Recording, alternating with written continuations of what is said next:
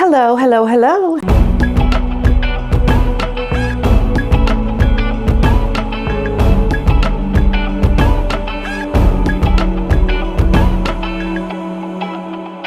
This story that I'm speaking about today, this comes down to the real world kind of stuff. This comes down to information that we all need to be paying attention to, because sometimes I think we look at what is happening, but we're not really sometimes really looking at the real life consequences of the actions of this couple, that we kind of look at and critique their choices, what they're doing, their behaviors. And I think Harry and Meghan themselves are not really looking at the real world consequences of their choices. This has to be talked about. So most recently, several people have sent me this article, and I'm so glad that they did, because it really puts things into a different perspective that I think we all need to look at things, considering, hey, this could be affecting me, what these two wackadoos are doing, right? Like, what you doing? So we have to look at it. So this article that came out in The Hill, The Trouble with Harry and Meghan. Now I'm going to go through it. I'm going to read some of it, but just kind of give my feedback on it and give some insight into some things that I think will help put this into more better perspective. So Beijing and Moscow gleefully are on team Harry and Meghan and deciding for self-serving and nefarious reasons. Intentionally or not, the two sideline British royals, while luxuriously decamping in Southern California, are recklessly undermining the national security of the United Kingdom, and by extension, that of the United States. They are directly affecting world relations because they are such on this global pedestal. And King Charles, he's got conflicts with these two over in Montecito, who are, by definition, they're anti-Britain. Otherwise, why wouldn't they be living there? They are anti the establishment. Clearly, they are in opposition to the establishment, and they should not be looked at as people that are part of the establishment still, because they are in California for a reason. They have told us why they are in California. That right there tells you everything you need to know. In selling out the king and country in exchange for a Hollywood-style celebrity on Netflix, apparently nothing about British national security is sacred to these two, not even the late Queen and her legacy. You think about everything that is going on with the deals that they are doing. It's not like they're doing deals trying to make money and to have a good life on their own right. No, they are dependent on bad-mouthing the monarchy, everything that it stands for, in order to up their level of living. And so what does this do? This directly puts in peril the relationship between the United Kingdom and the U.S. And then also you've got the Commonwealth, the legacy of the Queen and everything that she worked for to make this Commonwealth something of a positive that was once a negative. But they only want to focus on the negative of the Commonwealth, not how it has been changed around, and that everyone that is a part of the Commonwealth are there voluntarily.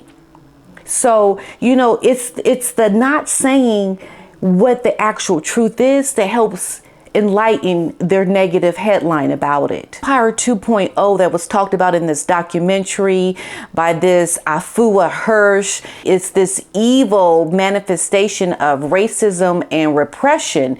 And it really is the unspoken inferences that the British royal family is the chief propagator of the evil.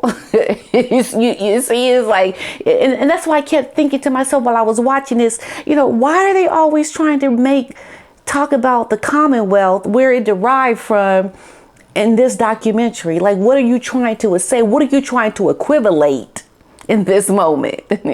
And, we have to understand the Commonwealth and exactly what it is today, because we know what America used to be. But when you talk about America and try to look at it from a point of view that is doing good things, you're not going to look at what America did back during slavery. You're going to look for the freedom and what it stands for and all these positive things, because a lot of good has come out of the horrific things that once were. And you can say the same about the Commonwealth of the 54 countries as well. Commonwealth, they've all agreed to be a part of this union. This governing charter itself establishes all member states as equals, and it emphasizes that it really is a voluntary association, independent and sovereign states. Its founding precepts recognize its special strength, that it lies in the combination of all of its diversity. All of its shared inheritance of its language, the culture, and all of these things, and the rule of law. They're all come together to agree on these one things. But you don't hear this in the documentary with Meghan and Harry. You don't hear any of that. Okay? But it's important to understand, because in our day and time now, those that are totalitarian governments and those that look to empower their own countries can align themselves with different parts of these Commonwealth countries to try to break it down, to destabilize it, do something to overtake this conglomerate that has come together to strengthen itself. And when you have that piece trying to break away at these strengths of this Commonwealth, you're essentially finding yourself in trouble with the work of those that support the Commonwealth, mainly the United Kingdom. It is empowered by the Commonwealth.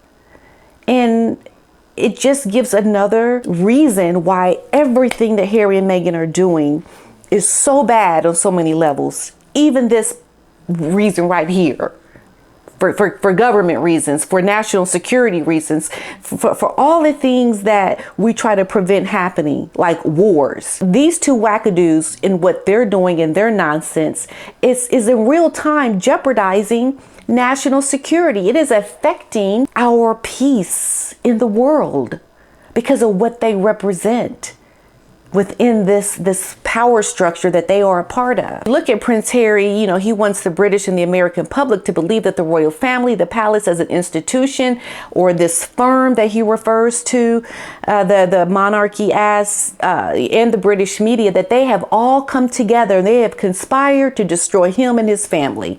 That's essentially their argument, what they want people to believe. That you are bad people. I had to go do something to save and protect my family over in Montecito, California.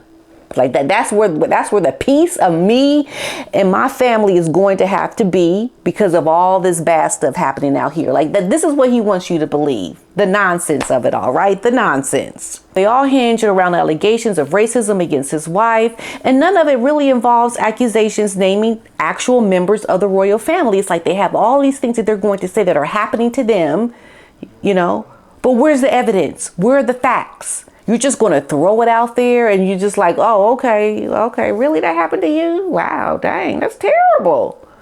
It's just like, if it were that simple, then any and everybody would just go out and just start naming all kind of bad things that happened to them without even proof, evidence. Why even have courts?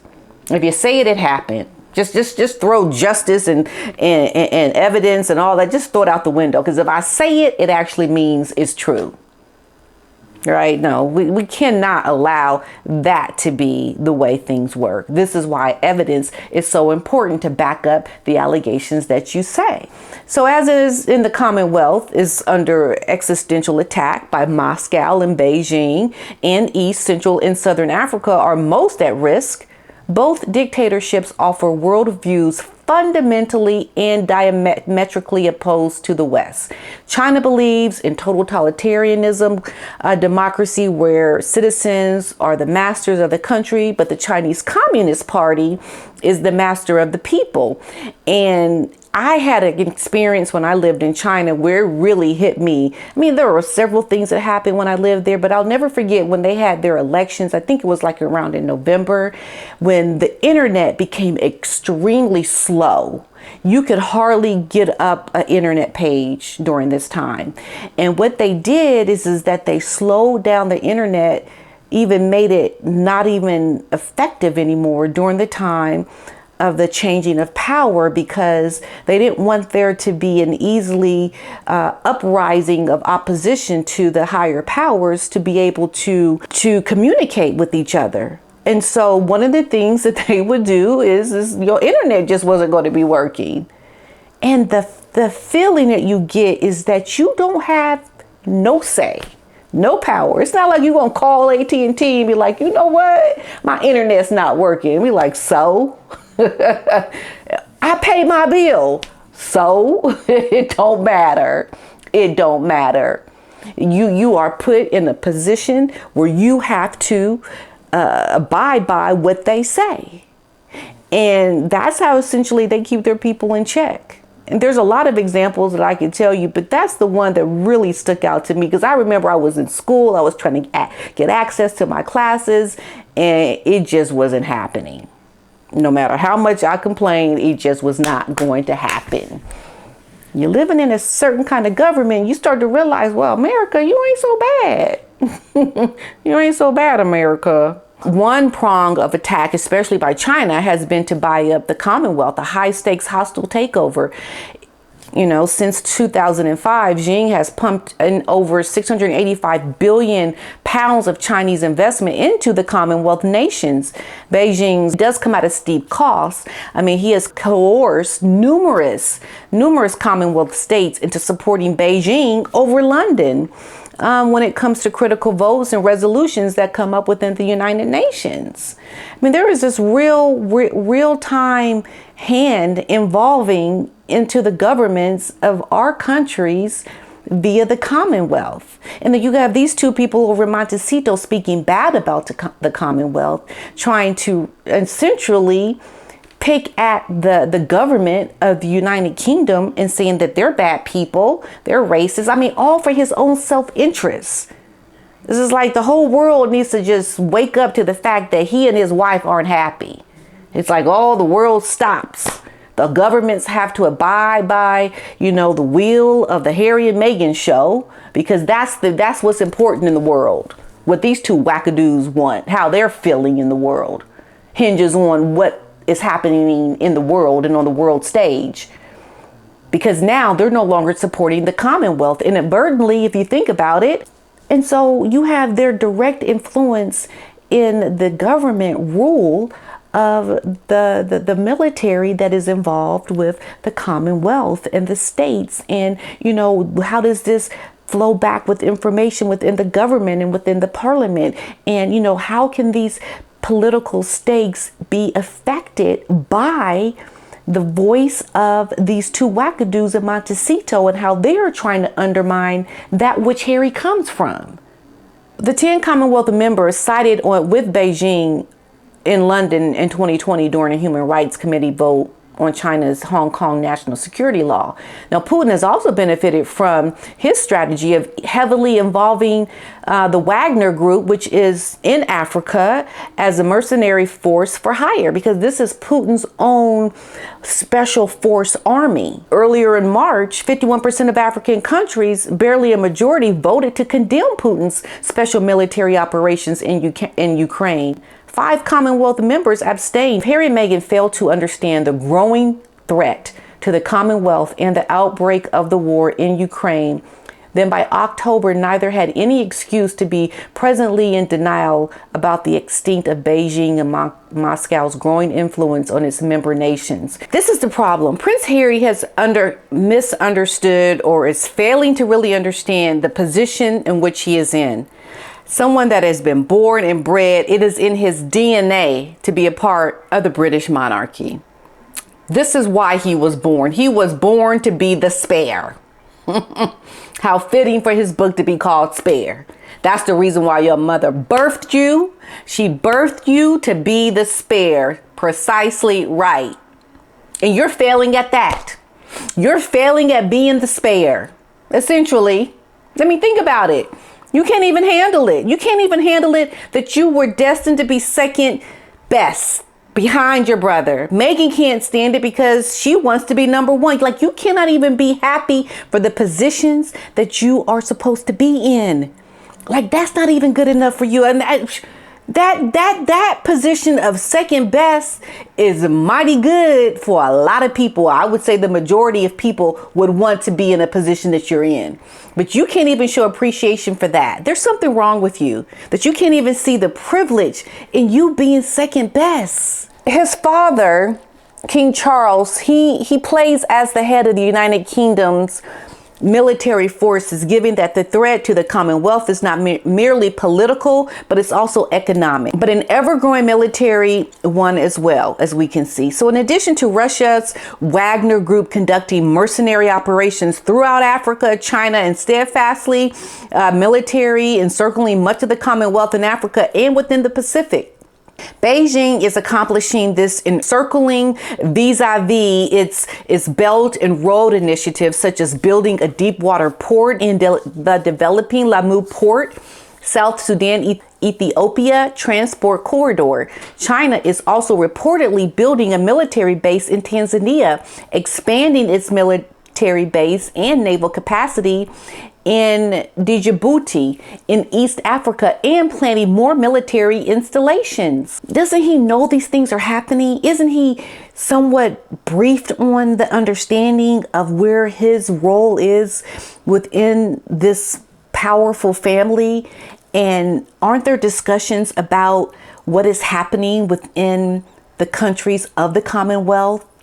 And then he goes and he speaks negatively about it, gets paid millions to do a documentary to speak negatively about it, and not understanding the full scale of where his place in the world is and how maybe insignificant it might be to him and to other people. But when you look at strategically how things can evolve and develop and go off on left field somewhere for stupid reasons, you have to understand that you can't do these kinds of things. You are seriously putting your countrymen in harm's way. You were in the military. You should understand that there is a powerful role in which the United Kingdom is a part of. And it just seems like he didn't even understand the fact that he was even in the military to protect the homeland, the motherland. You're just going to go off and just start attacking it like it's just everyone playing games. It can get really serious, and this is what is so concerning. And so, given Moscow's and Beijing's design on the Commonwealth and Africa in particular, Harry and Meghan's ratings Empire 2.0 publicity stunt for their Netflix documentary, it could not have come at a worse time. It is pristine at the worst time. Ukraine is at war right now with Russia. Things could escalate even into World War III. And you're all doing things for your own selfish reason, not understanding the full scope of the role in which your father is a part of, you were a part of, and now you're going against that which you should be advocating for. This is why the choices that this man is making, that the arrogance around their entitlement is really scary, because there is a lot of significance within the role of the country that could have, there could be detrimental consequences on a global scale, and they're happy for it.